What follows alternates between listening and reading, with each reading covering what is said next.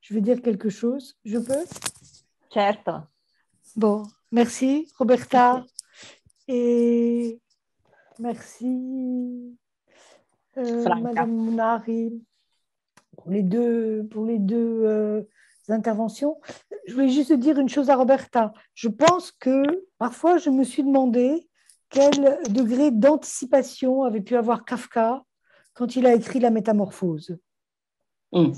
Pour moi, c'est un livre littéralement prémonitoire dans ce qu'il y a de plus sombre. Ça, c'est la première chose. Deuxième chose, pourquoi est-ce que je m'embête avec Adorno? Ça, c'est une bonne question. Parce qu'il appartient à cette génération de l'immédiate après-guerre. Donc, en 1948, il y a le congrès, c'est même plutôt que ça, je crois, le congrès de San Francisco. Ouais. Il y a Fenichel, Adorno, Horkheimer, etc. C'est-à-dire qu'il y a tout ce qui a émigré de l'école de Francfort, tout ce qui a émigré des psychanalystes, puisque les psychanalystes à Francfort étaient abrités par l'école de Francfort. Ils sont tous à Pacific Palisades. Ils organisent un congrès immédiatement. Et au fond, avant que s'installe un grand silence, qui ne sera levé qu'autour de la question des victimes, mais avant que s'installe un très grand silence, ils sont les premiers et les seuls à poser justement la question de cet effondrement de la Aufklärung, des Lumières. Et ils posent cette question-là vraiment, alors d'abord en se servant de Freud, comme on ne se servira plus de Freud ensuite pendant très longtemps. Les Français parce qu'ils sont occupés de Lacan, les Américains parce qu'ils font dériver tout vers l'ego psychology, et qu'ensuite vient se greffer la critique de l'ego psychology. Mais à cette date-là, ils se servent de psychologie des masses tout le temps. Laurence, attends qu'il n'y a pas de traduction. Il n'y a pas de traduction? Non, attends, arrête un moment, on fait la traduction. Sì, ti avevamo persa. Si può tradurre? Il faut que je répète. Oui, si può tradurre? No. Almeno io no. Provo a riassumere. Alors, Maria. Oui, mais Roberta, tu veux résumer? Oui, un peu. Oui. Oh, tu résumes complètement. Tu fais ce que tu veux. Oui, allora, se mi ricordo bene, sulla questione Kafka, je me souviens comme il faut, sur la question Kafka, Laurence a cité Kafka à la métamorphose et elle croit que Kafka, dans ce texte et aussi dans d'autres, est une position de prémonition par rapport à ce qui va se passer par la suite. Pourquoi donc s'embêter avec Adorno? Elle prend cette question, elle considère cette question très sérieusement et elle nous rappelle que dans l'immédiat après-guerre, en San Francisco en 48 ou 49, elle ne sait plus, à San Francisco s'est tenu un grand congrès, un important congrès sur l'antisémitisme qui avait été organisé par le groupe immigré de l'école de Francfort qui avait accueilli et abrité les analystes allemands immigrés. Et c'était justement dans cette situation-là que Adorno a été parmi les plus forts souteneurs de la nécessité de comprendre la défaite, le coulement, l'effondrement de la civilisation européenne dans le nazisme et d'utiliser ensuite Freud dans cette perspective. Laurence était en train de dire que pendant longtemps, je ne suis pas sûre d'avoir compris, pendant 30 ans environ, les références freudiennes dans le test psychanalytique n'ont pas été reprises et donc nous l'avons arrêté. Est-ce qu'elle a bien résumé, Madame Kahn? Alors, très, très bien. C'est parfaitement résumé. Ce que je disais simplement, c'est que ensuite, cette référence à Freud s'est complètement défaite.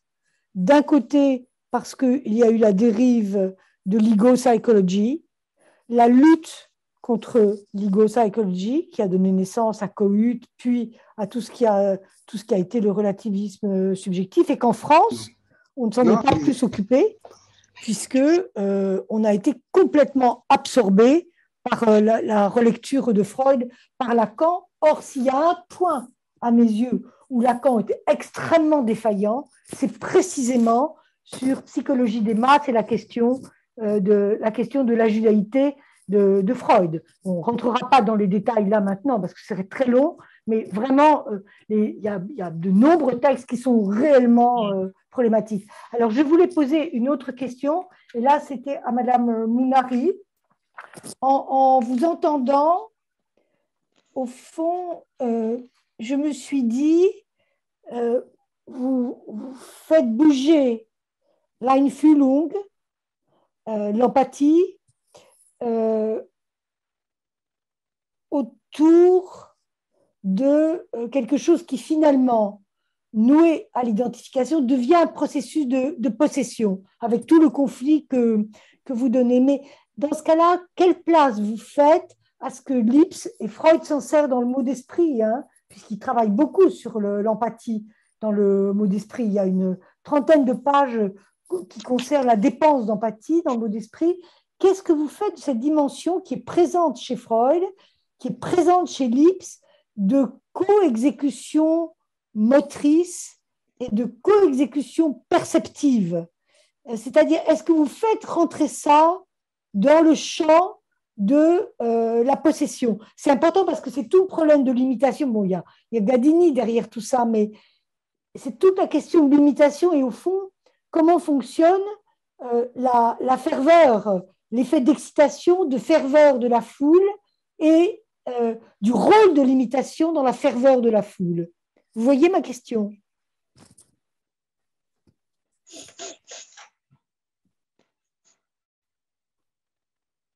Il s'agit d'une question que vous me posez qui est très complexe parce que cela implique, tout au moins de mon point de vue, tout un discours que Gandini fait, par exemple, à propos de l'imitation, de la fonction de l'imitation comme évitation de l'objet.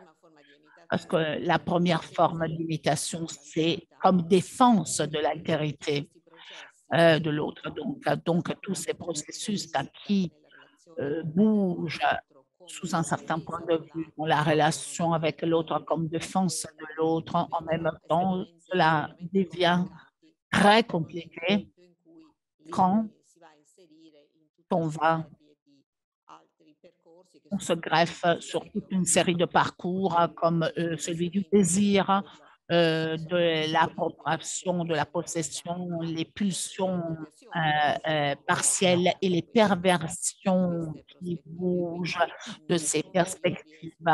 Donc, pour la façon de laquelle j'arrive à me représenter, je suis capable de me représenter ces mouvements très complexes d'une façon plus généralisée. Il me semble que si d'un côté, l'identification comme aspect multiforme et partiel permet une relance du travail psychique, et je crois beaucoup à ça, je crois fortement à ça. De l'autre point de vue, sur l'autre versant, derrière le travail clinique, quand j'ai eu la possibilité de travailler à fond sur quelques formes d'identification hystérique, ce qui émergeait, c'était l'identification narcissique sous-jacente. Donc, il s'avère être fort complexe de voir les racines et l'évolution que cela peut avoir dans toute une série de comportements, conduites sociales ou individuelles. Ce type de mécanisme, en général, je crois que l'aspect le plus important, c'est l'aspect d'une recherche sous-jacente donc, et le parcours, toutefois, c'est très compliqué, le chemin est très compliqué parce que cela devient quelque chose qui est la relance du travail psychique comme dans ce phénomène de la masse. Il me semble un arrêt absolu du travail psychique. Ici, toutefois, il y a toute la question de la réalité, le travail de la réalité, comme on l'avait dit. Et là, quelque chose m'est venu à l'esprit qui revient sur la sublimation, qui est le discours de Freud par rapport à l'artiste, où il affirme que l'artiste produit des nouvelles choses réelles, vraies. Là, il s'agit de voir de quelle façon ces nouvelles choses réelles, vraies, et dans le sens concret, qui existent dans la réalité, c'est quelque chose qui se situe dans la réalité, à l'intérieur, au sein d'un mouvement individuel où l'aspect de la sublimation produit quelque chose, c'est un aspect créatif par rapport à ces nécessités de transformation de la réalité qu'on a dans ces autres formes qui ont été considérées, ont été prises en compte auparavant dans la situation de la masse, où il y a une impossibilité absolue dans l'emploi de la sublimation en termes créatifs, mais on tombe, on s'effondre face à cette nécessité de changement, de sublimation. On assume quelque chose à l'extérieur, plus ou moins bon, indépendamment de quoi il s'agit, parce que c'est très facile d'observer des phénomènes de la masse de type négatif par rapport à d'autres qui sont moins nocifs, où il y a peut-être en réalité cette poussée là derrière. Donc, la grande différence, c'est dans l'issue, dans la conclusion, dans le résultat de la sublimation, dans un processus qui peut être créatif. Donc, c'est une valeur narcissique supplémentaire pour le sujet, plutôt que celui qui demande un sacrifice parce que la personne n'arrive pas à transformer. Pardon si j'en ai rajouté, peut-être je n'ai pas répondu, Madame Akana, à ma question, mais ça, c'est une autre piste de réflexion. Sinon, redites-moi quelque chose que je n'ai pas couvert avec ma réponse. Il microfono. Microphone, oui. Non, vous avez pas, la question n'est pas de répondre mot pour mot à ma question. C'était, vous avez redérivé parce que c'est la question sur le problème de la sublimation. Mais ce qui est intéressant dans ce que vous dites, c'est qu'immédiatement on voit que la sublimation est articulée à un jugement de valeur. Immédiatement. C'est-à-dire au fond, il y a la sublimation en ce qu'elle est positive et Freud bute là-dessus. Bute sur la question de la sublimation en tant que valeur sociale. Et donc, on se retrouve avec, d'un côté, la formation du groupe, alors à plusieurs, à travers l'œuvre esthétique et ce que vous en évoquez autour de l'empathie, de la création autour de l'œuvre esthétique. Mais évidemment, tout le problème, c'est comment l'éthique va se situer par rapport à ça. C'est-à-dire, est-ce qu'on va trouver que c'est une sublimation qui a une grande valeur sociale, ou bien est-ce qu'on va considérer qu'elle est dépourvue de valeur sociale? Le jugement de valeur vient quasiment tout de suite se greffer sur le problème que vous évoquiez, il me semble. Sì, se posso aggiungere una cosa, forse si je peux intégrer ma pensée, peut-être à la base de tout ça, il y a l'entité et l'aspect définitif de la Spaltung.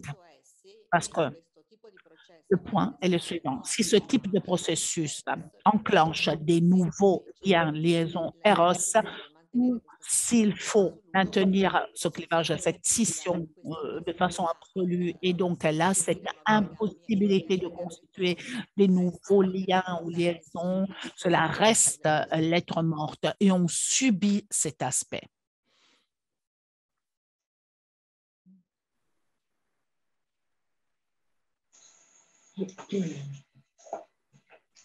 C'è una domanda di Renato Ferraro. Il y avait une question de Renato Ferraro. Mi permetto di spostare un po' l'attenzione su J'ose concentrer l'attention sur une dimension un peu plus thérapeutique et clinique. La question pour Mme Mounari est la suivante. Donc, en faisant allusion au cas clinique que je vais présenter cet après-midi, je voulais demander à Mme Mounari quelles sont les possibles horizons qui s'ouvrent chez les patients qui commencent pendant la cure à l'emploi identificatif, à l'emploi défensif de l'identification, l'ambivalence, etc.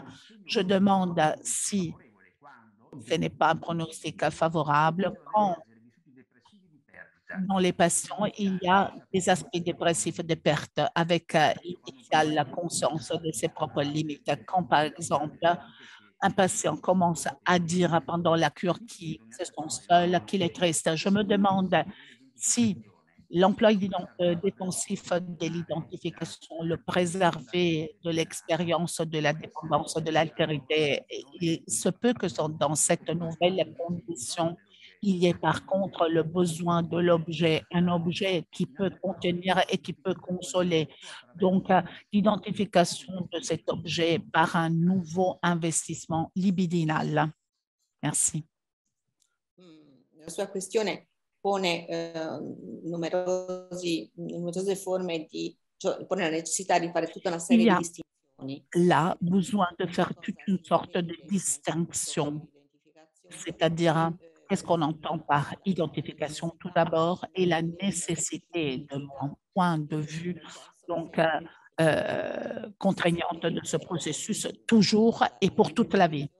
Una sorta di nutrimento. C'est-à-dire l'identification est une sorte de nutrition, nutriment que nous, dans la situation dans laquelle on travaille, dans notre contexte de travail, dont on a besoin. Et plus de choses nous arrivent dessus, plus de choses on s'approprie et dans ce processus d'assimilation. Donc,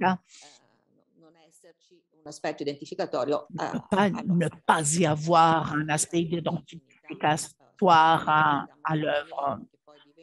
Ensuite, il y a des mouvements de transfert vers toute une série d'objets. Ça, c'est autre chose. Ça, c'est autre chose. Le discours que vous faites, si j'ai bien compris, parce que j'en suis pas sûre, c'est l'émergence d'aspects dépressifs lors d'un traitement de cure analytique. Alors, dans ce cas, ou bien on fait allusion à Klein, à la théorie de Klein, et on pense que l'aspect dépressif, c'est le résultat d'une remise ensemble de plus on de vie, plus on de mort, et donc de processus de réparation en acte, et donc d'une reconnaissance de l'objet qui est toujours une sorte de passage d'une position schizo-paranoïaque à une position dépressive, et ça c'est la question, ou bien c'est l'émergence de sentiments dépressifs à plutôt avoir avec des situations de perte et lesquelles qui peuvent être possibles et concevables et pensables dans des moments donnés. Ce sont des horizons assez différents.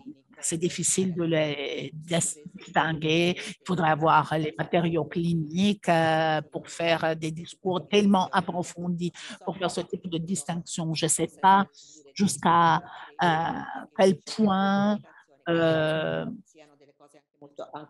je crois que le processus d'identification, Dieu merci, c'est aussi des choses qui peuvent bouger, qui sont toujours en acte, qui continuent toujours. Je ne sais pas si j'ai répondu à la question de monsieur. Qualcun altro vuole intervenire? Quelqu'un d'autre? Se posso io, Oui. ho chiesto ora. Certo. J'avais demandé la parole. Rapidamente. C'est monsieur Galliani. Rapidement. Tout d'abord, je voudrais exprimer ma gratitude à l'égard du Centro Veneto de psychanalyse et à Madame Canna pour son exposé de ce matin, pouvoir se mettre à niveau, pouvoir donc être ensemble dans cette assise et dans, disons, cette communication. Mes pensées ne sont sont encore éparpillés.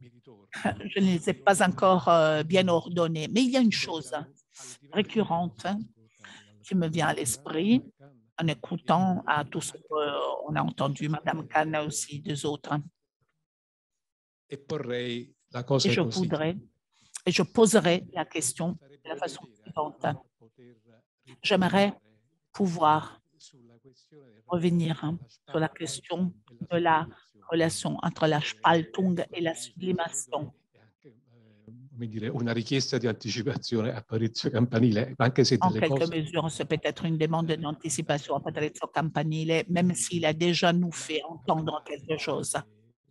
Il me semble que la questione della massa è utile. De la masse, c'est utile aussi du point de vue critique, de façon transversale, parce que la question de la masse, ainsi comme on a toujours pensé en lisant le texte de Freud et en le lisant avec les lunettes qui nous ont été prêtées par Mme Khan ce matin. Cela me semble important aussi pour cet aspect. A pensare delle cose su questo, però commencer à penser des choses là-dessus. Mais j'aimerais ancora delle vostre cose proprio su questo aspetto. Écouter davantage de contributions, écouter davantage de réactions de la part du public, donc la relation entre la Spaltung et la sublimation. Quindi è una domanda che pongo un po' a tutti. C'est une question que je pose à tout le monde. Aussi parce que les choses que Franca Munarius était en train de récupérer, donc de relancer, j'ai récupéré en fait cet élément.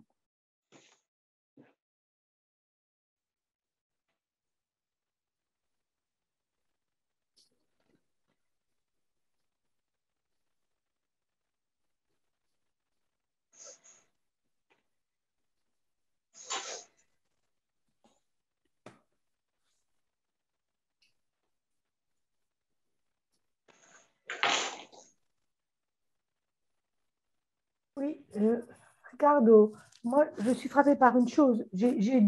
En ce moment, j'ai deux lectures pour essayer d'avancer sur cette question ultra délicate. D'une part, la lecture de Patrizio Campanile, qui a bien voulu me donner le texte de telle sorte que je puisse le traduire avec DeepL, puisque je suis une infirme de l'italien. Donc, grâce à ça, je peux...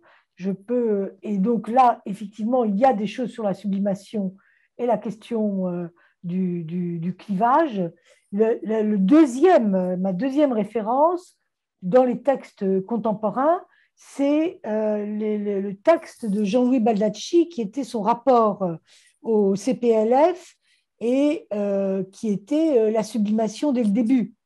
Et au fond, dans son idée de sublimation dès le début, il y a quand même cette idée qui repart. Alors, il n'a pas exactement les mêmes outils que Patrizio Campanile, ni même que moi quand je me sers de utilisable, inutilisable, ce qui me paraît tout à fait essentiel.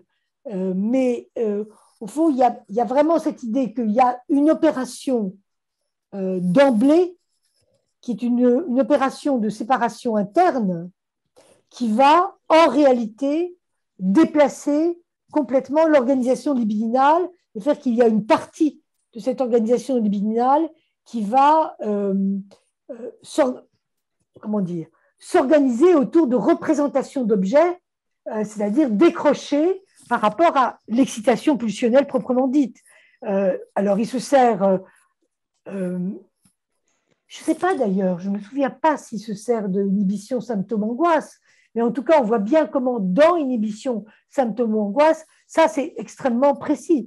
Pour Freud, cette idée d'une espèce de césure originaire qui fait que d'un seul coup, il y a une partie de l'appareil psychique qui va se réorganiser en lâchant la pulsionalité immédiate, donc, au fond, en indiquant qu'il y a un processus de sublimation qui se met en place d'emblée, pratiquement, comme, bon, mais ça revient probablement à ce qui était dit précédemment autour de ce mécanisme de défense.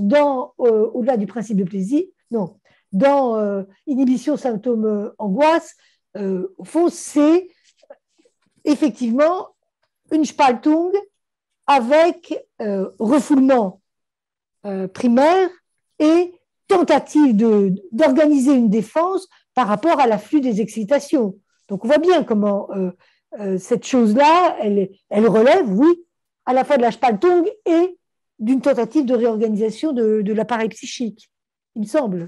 Je ne sais pas si j'ai ajouté une petite pierre à votre édifice, Ricardo, mais bon, c'est ça qui me vient. Sûr. Oui, ça suffit.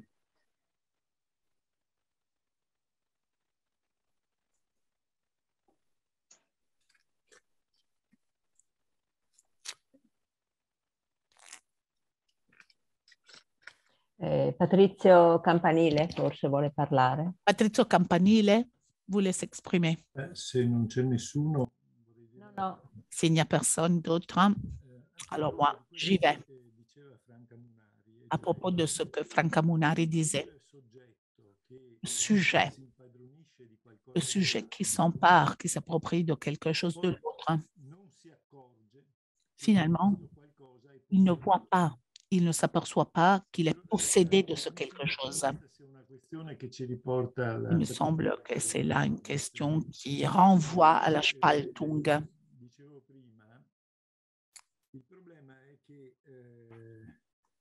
Comme on disait avant, dans des circonstances données, c'est-à-dire celles décrites à propos des questions de masse, le sujet, il est bien convaincu d'être autonome là où il a perdu sa capacité de penser. C'est-à-dire il a confié cette capacité à quelqu'un d'autre. Sur quelqu'un d'autre, une fois, et d'après moi, il ne faut pas le négliger, il ne faut pas le perdre de vue. C'est quelque chose d'autre, quelqu'un d'autre. Il a un pouvoir qu'il exerce consciemment dans ces situations. Auparavant, je rappelais ce que Freud disait. Ce qui désire influencer les masses n'a pas besoin de rendre logique ses arguments, mais doit peindre d'un teint, d'une couleur foncée, toujours la même chose et répéter toujours la même chose. Et cela, c'est bien le résultat d'un projet, c'est le fruit d'un projet, d'une activité, du meneur, à son tour, qui exerce un pouvoir sur l'autre et qui exploite la disponibilité, l'intérêt, le désir de tout un chacun, de chacun d'entre nous, de s'assimiler.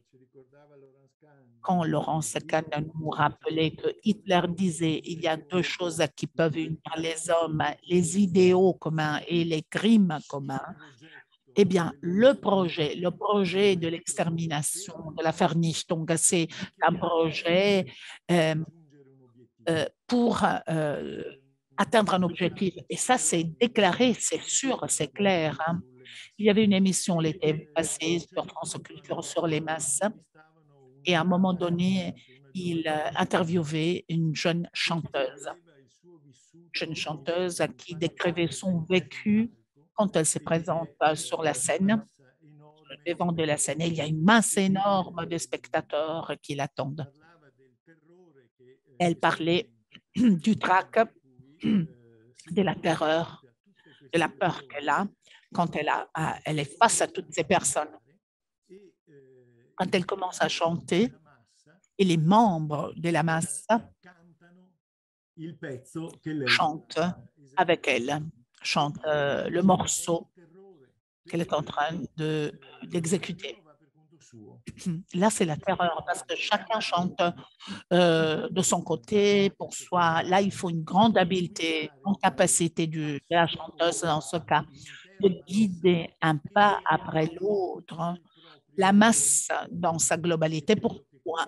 Parce qu'ils s'accordent dans leur intention. Et alors là, je crois que c'est un élément quand on étudie les phénomènes sociaux qu'il ne faut pas négliger, c'est-à-dire à côté du besoin de tout à chacun de se lier, de s'assimiler,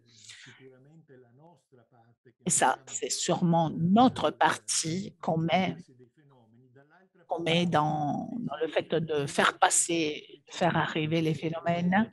Et de l'autre côté, il y a une intention bien précise pour un projet construit et bien organisé. Franca Munari voudrait dire quelque chose. La relance, tout l'aspect de l'activité, de la passivité dans cette histoire, besoin d'activité ou de passivité de la personne. Il y a une grande différence entre le fait de pratiquer un sport ou de faire partie des tifosi, donc des supporters d'une équipe sportive. D'un côté, vous transformez l'énergie d'une certaine façon. De l'autre côté, quand vous faites partie des supporters d'une équipe, vous absorbez quelque chose d'extérieur qui vous capture, qui est en train de vous capturer. Oui, quelquefois, il arrive que le supporter d'une équipe font des querelles, font des litiges, mais en réalité, d'habitude, rien ne se passe. Donc, l'excitement collectif, l'excitation collective et tout ça, quelquefois, on perd la maîtrise, le contrôle de la situation et on casse. Donc, les supporters peuvent casser.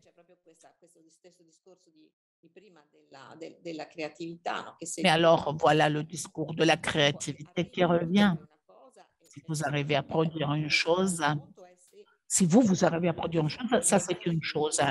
Mais le tout se bute sur la passivité dans laquelle vous vous assimilez, vous vous agrégez, vous vous organisez dans une forme que tu choisis ou qui t'est donnée, qu'on te donne.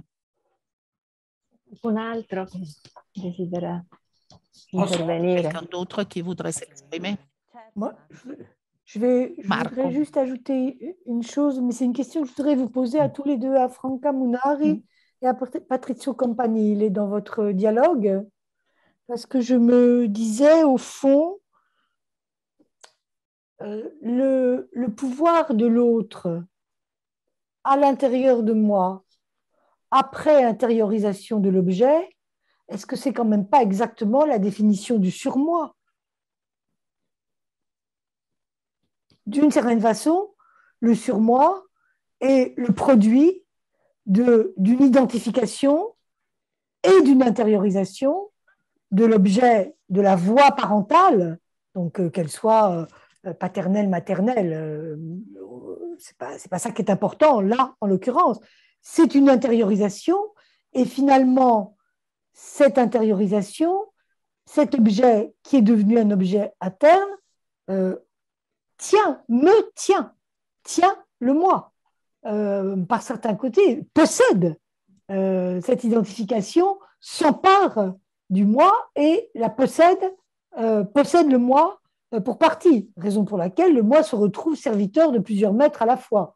Il a beaucoup à faire entre le surmoi et les idéaux d'un côté qui sont le poids de cet objet intériorisé. Donc ma question c'est, est-ce que vous n'êtes pas en train en même temps de revenir à la question du surmoi qui pose un énorme, ce n'est pas pour simplifier le problème, hein, c'est plutôt pour le compliquer, c'est-à-dire qui pose la question de la manière dont les surmois vont, pour le coup, s'accorder intentionnellement dans un phénomène de masse. Dans un grand concert, je peux me rendre compte comment le chanteur est prié d'amalgamer la totalité des excitations pour en faire un public, comme on dit, une audience unifiée. Mais comment est-ce que ça se joue quand il y a pivotage du surmoi, qui à ce moment-là n'est plus simplement, par exemple, l'interdit, le commandement de ne pas tuer, mais devient au contraire une proposition de meurtre du parasite. Comment est-ce qu'on va passer de cette possession du surmoi individuel par l'objet intériorisé à un ensemble surmoïque culturel? C'est ça ma question, pour moi. Je ne sais pas si je suis claire, mais on tourne toujours autour de cette histoire de Spaltung et de réorganisation, je le sais, mais Et c'est aussi une question que j'adresse à Franca Munari, parce que, au fond, la question de l'identification, elle débouche au bout du compte sur la question de la fabrication de beaucoup plus que la censure, comme dans la première topique, mais l'organisation sur Moïc dans la seconde topique.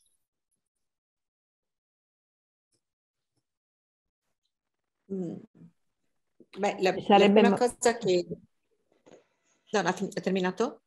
Ha terminato? Sì, no, c'era Marco, ma forse rispondi. Ah, sì. C'era Marco che voleva parlare, ma forse rispondi prima tu e Marco poi. Peut-être il vaut mieux que Madame Munari réponde et après, c'est Marco. La cosa che mi pare molto interessante. La chose qui me semble fort intéressante toutefois, c'est que, oui, dans psychologie des masses et analyse du moi, on parle de l'idéal du moi, c'est-à-dire l'idéal du moi, c'est quelque chose beaucoup plus ambigu par rapport au super moi, parce que ça vise en même temps à des aspects de valorisation pour simplifier la question narcissique du sujet. Et donc à des instances, donc à des règles qui disciplinent à cette valorisation qui ne peuvent ne pas être des règles sociales. Mais en même temps, cela renvoie à une condition narcissique où tout l'aspect de la toute-puissance est pressé sur tous les côtés pour rentrer en jeu dès qu'il peut. Donc, peut-être la différence entre les différentes questions, cela a à voir aussi aux nuances entre ces deux instances qui devraient être repensées, revalorisées. Et je n'entends plus Madame Munari, pardon, je ne l'entends plus. Elle est figée. Pardon, je ne l'entends plus. C'est bloccata. Oui, elle s'est bloquée. Oui.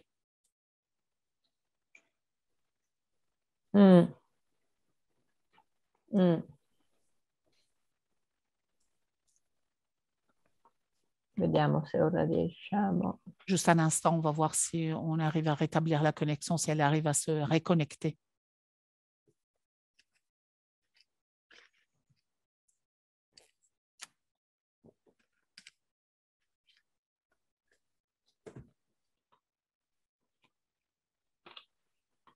No, è proprio... Forse adesso sta tentando di rientrare, aspettiamo. Eccolo qua. È ritornata la connessione? Ecco, sì. È ritornata la connessione? Okay. Voilà, sì, sì. maintenant. Non so da dove si era interrotta perché non me ne sono resa conto. Da dove si era interrotta? Dove ero arrivata? Vabbè, comunque quello che volevo dire sostanzialmente... Bon, ce que je voulais dire, mi sembra molto importante il me semble très important, dell'ideale del Dio come la question de l'idéal du moi, come istanza, comme instance mise en œuvre, déployée dans ce contexte, parce que cela pise à plusieurs niveaux, le niveau du social, le niveau des règles, le niveau d'une valorisation de soi en quelque forme, mais aussi la toute-puissance, le narcissisme enfantin de l'enfance qui exerce une certaine fonction pour avoir de la place et du pouvoir. Marco. Marco, ci sei? Marco. Scusate, non avevo il microfono. Excusez-moi, le micro n'était pas branché. Non ti vediamo, non so se... On ne te voit pas, Marco. Vuoi mettere il video? Ci siamo? Eccoci, sì. Très bien. Ringrazio moltissimo la dottoressa Khan e gli altri relatori. Je remercie Madame Khan et je remercie les autres rapporteurs. Ce qui m'a frappé particulièrement ce matin, c'est l'actualité de ces sujets qu'on retrouve au quotidien dans les journaux, qu'on retrouve dans les événements politiques, sociaux actuels. Ce que je voulais dire, c'est que quand quelque chose rentre dans l'appareil psychique par une identification, cela dépend des modalités par lesquelles ça rentre pour dire si on peut définir ça hystérique, narcissique, hystérique. Bon, il y a quelque chose qui rentre, qui a du potentiel suivant le niveau d'organisation de l'appareil mental et de l'utilisation que l'appareil mental peut en faire. Je crois qu'il est aussi important dans ces phénomènes de masse de bien prendre en compte le rôle de limitation qui a été évoqué par Mme Khan et par Franca Munari. C'est-à-dire que limitation, au moins dans le sens attribué par Gandini, et modalité pour ne pas se représenter l'autre, mais plutôt pour utiliser l'autre dans le but d'être imité pour exister. Imité pour être, imité pour exister. Donc, le moi, il doit être péniblement mitigé, le bon, le méchant, etc. Il trouve une facilitation, une facilité extrême en régressant à l'imitation, où l'autre est utilisé comme confin limite du soi. Donc, il y a un renforcement du profil du soi qui ne doit plus déployer ses efforts de façon très énergique à maintenir l'individuel pour faire résister le moi. Donc, le moi, le conflit, c'est comme si c'était d'une certaine façon annulé et donc il s'appuie sur l'autre entendu comme limite de soi. Limitation ainsi entendue, en quelque sorte, peut faire penser aux grands besoins du sujet de réduire le travail qu'il doit faire pour rester un sujet et d'y s'identifier avec la masse en réduisant cet engagement à maintenir le moi veillant comme le gardien de la frontière et donc à régresser ou puiser à la source imitative en utilisant l'autre comme profil de soi. Je crois que c'est là la base de beaucoup d'imitations des leaders politiques qui ont des caractéristiques pour lesquelles ils s'imposent aux masses. Donc, l'utilisation, l'emploi imitatif de quelque chose qui est rentré. Donc, l'emploi imitatif qu'on peut faire aussi dans l'introjection. Merci.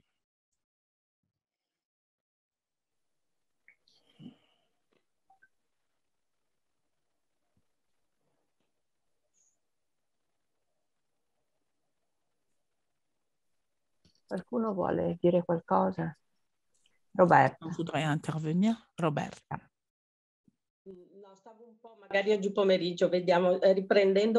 Peut-être cet après-midi, je voudrais reprendre la question sur moi et idéal du moi par rapport à la sublimation. Si on voulait rentrer dans le détail, l'idéal du moi, c'est à côté par le moi idéal. Et je crois que l'effort de garder ensemble la psychologie individuelle et collective, même au niveau de la compréhension de notre pratique clinique, peut venir si on retrouve les traces du collectif dans l'individuel, par exemple. Et c'est un parcours soumis à ce qu'on est en train de faire, c'est-à-dire de lire les événements collectifs. Et je crois retrouver là les deux polarités et la peine de les mettre ensemble. La réflexion sur la culture et sa débâcle, toujours possible, et la réflexion sur la clinique. Donc, de quelle façon peut-on mettre ensemble ces deux polarités? Je crois que toute la question de la violence originaire, de ce qu'il y a à la base du pacte social, de refoulage originaire, eh bien, on ne l'a pas repris, mais c'est une question cruciale parce que dans le phénomène de masse, les vrais phénomènes de masse, par exemple, le national-socialisme, le nazisme, puisque là, c'était aussi un objet. Il s'agit de repenser la violence qui est à la base d'un pacte social, la violence à la base d'un pacte social. Donc, quelle trace, si cette violence est déjà inscrite dans l'être humain, quelles sont les traces qu'on en retrouve dans les instances psychiques, de quelle façon peut-on garder ensemble, suivant les indications de ce texte freudien, la psychologie individuelle et la psychologie collective. Et donc, moi, je reproposais cette question, s'agit-il dans ce cas d'une régression à des états précédents de civilisation ou s'agit-il de quelque chose d'inédit par rapport à ces phénomènes de masse où le meurtre, l'assassinat est devenu la règle? Moi, je comprends aussi que c'est difficile de mettre ensemble un niveau d'analyse clinique subtile et un niveau d'analyse avec les événements culturels.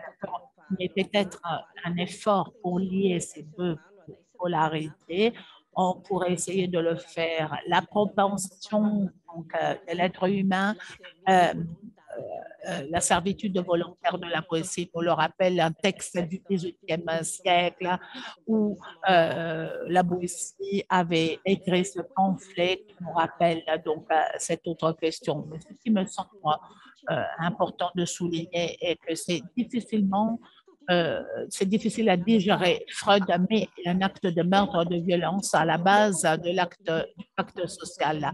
Et les traces sont dans nous, en nous-mêmes. Donc, je me demande, on se demande, nous nous demandons, si on assume ça comme une modalité de penser le psychique, de quelle façon peut-on le concevoir aussi dans le retombée de la pratique analytique et la sublimation pour ce que j'ai compris, mais là, il faudrait tout réétudier.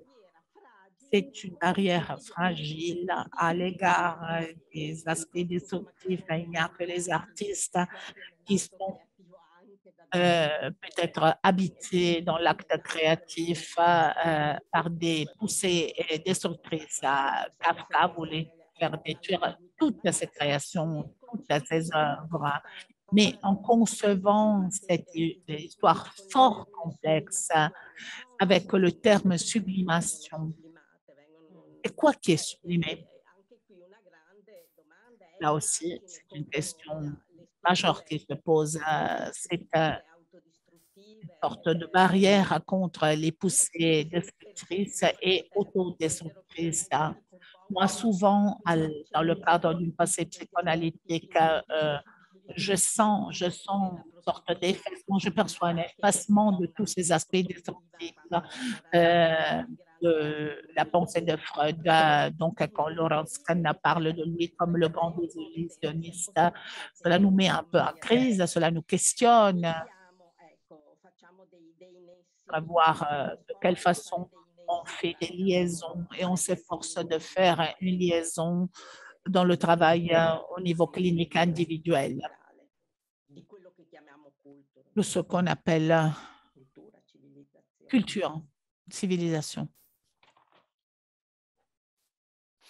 Qualcun altro? Quelqu'un d'autre? Se non c'è nessuno avrei una domanda un po' ingenua. S'il n'y a plus personne, j'aurais une question peut-être un peu naïve. Tout ce qu'on se vient de dire, c'est fort complexe, surtout à Franca Munari. Si je me souviens bien, tu disais que la première forme de relation avec l'objet, c'est l'identification, avec toute l'histoire de la possession, etc. Pendant que tu disais ça, il m'est venu à l'esprit l'intendency de Freud, donc l'entendement de Freud. Et là, c'est peut-être plus la réponse de l'objet à un sujet qui n'est pas encore là, è comunque Mais c'est de toute façon una modalità di relazione une modalité de relation che Freud dice appunto da cui nasce qualsiasi principio morale degli umani, no?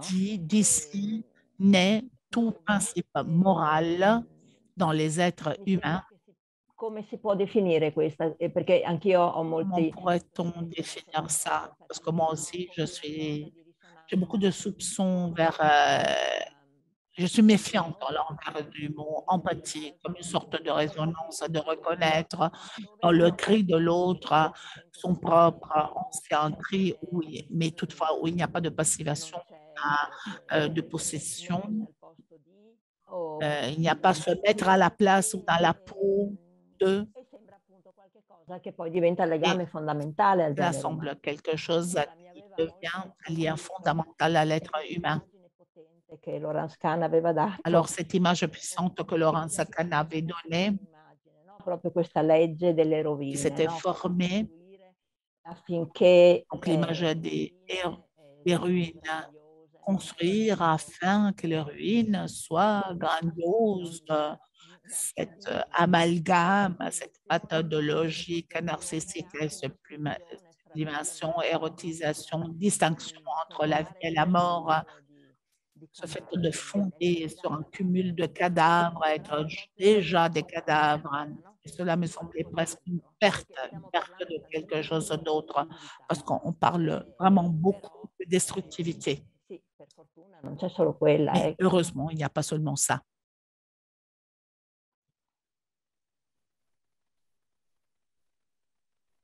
Gli hai messo così tante questioni dentro questa domanda. Vraiment, un tas de questions dans cette intervention. Mais je voulais juste dire une chose, c'est que dans l'esquisse, dans le projet d'une psychologie scientifique, Freud parle bien à propos de quelque chose qu'il n'appelle pas à ce moment-là l'empathie, mais qu'il appelle, alors, je sais pas, sympathie, Mitleid, parce qu'il est complètement pris dans la lecture de Smith, hein, donc c'est très important. En fait, il a l'empathie en main très très tôt. Freud, dans l'esquisse, l'empathie est déjà présente. Et il emploie le terme d'identification. Hein, et c'est assez intéressant parce que ça rejoint la question de la Spaltung directement, puisque ce qu'il dit, c'est que face à l'objet, le bébé, l'enfance, le nourrisson, et d'ailleurs, Winnicott redit exactement la même chose, c'est tout à fait extraordinaire de rapprocher les textes. Au fond, d'un côté, va par identification motrice au geste et à la mémoire des gestes de l'objet et à l'identification de ses propres gestes au geste de l'objet, mais il emploie le terme d'Identifizierung à ce moment-là. C'est qu'il est en fait en train de décrire l'identification primaire. Hein. À ce moment-là, grâce à tous ces prédicats, l'objet va être constitué et défini, mais qu'il y a une partie qui résistera absolument à cette identification, c'est le noyau dur, là où l'objet ne se laisse pas faire en quelque sorte par ce mouvement identificatoire, et c'est ce qu'il appellera la chose, das Ding. Et das Ding, alors ça, Lacan va en faire ses choux gras. C'est-à-dire que là, pour le coup, das Ding, c'est vraiment l'autre en tant qu'il est le réel inappropriable, complètement inappropriable. Donc, je pense que ça, c'est assez non négligeable dans ce que vous... Et alors, par rapport à ce que disait Roberta, là, dans la dernière intervention, Roberta, je pense qu'on revenait à la question de Alberto sur l'héritage. C'est-à-dire que finalement, quand on est dès qu'on est dans l'histoire des traces, on se retrouve avec les deux bords de l'héritage, c'est-à-dire à la fois l'héritage culturel et de l'autre côté, l'héritage meurtrier. Les deux sont... On n'arrive pas finalement à dissocier les deux. Ce que fait l'opération de Nathalie Salzman avec ce qu'elle décrit dans Children Are Pigs, Je pense que c'est ça le texte auquel tu penses. Ouais. Au fond, c'est d'essayer de dire... Bon, mais elle, de toute manière, elle en veut beaucoup à Freud. Hein. Elle en veut énormément à Freud, justement, sur les systèmes de valeurs liés à la sublimation. C'est ça qu'elle critique très, très violemment. Elle le critique depuis sa lecture, depuis la lecture qu'il fait de Dostoïevski. Elle ne lui pardonne pas le système de valeurs qu'il applique à l'homme Dostoïevski, ce qui, à mon avis, est une erreur, parce que à la fois Freud dit que Dostoïevski est un bandit, et en même temps, Freud explique qu'on n'a jamais rien fait de mieux que le grand inquisiteur pour décrire précisément la soumission, la servitude volontaire, hein, parce que le passage du grand inquisiteur, c'est véritablement ça. Mais alors, ce qu'elle essaye, elle, c'est de lâcher la dimension de la régression en tant qu'elle est porteuse de systèmes de valeurs, en repassant entièrement par les identifications collectives. Et là, évidemment, avec Children Are Pigs, dans ce texte-là, ce qu'elle arrive à montrer, c'est que les identifications collectives vont être les inducteurs, au fond, de la sauvagerie elle-même. Hein. C'est bien ça.